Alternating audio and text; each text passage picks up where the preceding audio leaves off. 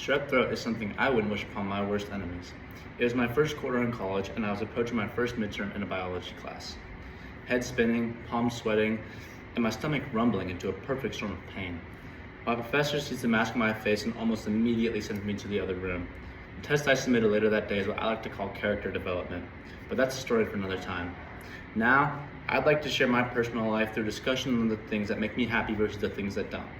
There are too many things I enjoy to write a whole speech about, but here are a few. Skiing is one of my favorite hobbies. My family mostly lived up in Truckee, California, which has allowed me to be close to the mountains my entire childhood. It's a sport that I can do with almost anyone in my family, which is very uncommon and makes it so much more enjoyable. Surprisingly enough, I also really enjoy school. I'm going to be playing devil's advocate here, but I like school because of the structure it provides. I enjoy having a schedule to follow every day and not having to piece my own schedule together.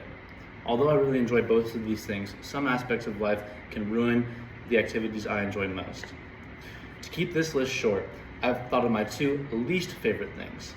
One, I really dislike overly hot weather. Doing anything outside feels impossibly difficult when you sweat as much as I do. The worst factor is the lack of sleep I get because I feel like I am always overheating.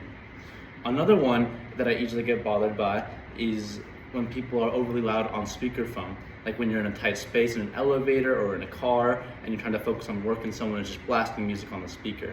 It's the worst. After sharing my likes and dislikes, I hope you've enjoyed learning a little bit about me. Throughout this quarter, I will have the opportunity to share a little bit more about myself, but for now, I'll share more by finishing my story for my first quarter. After walking out of my test with less than half of the answers filled in, I knew what was to come. The class low. On my first test in college. I was in shock. My friends saw the class low score on Canvas page and told me how embarrassed that guy must feel. I was.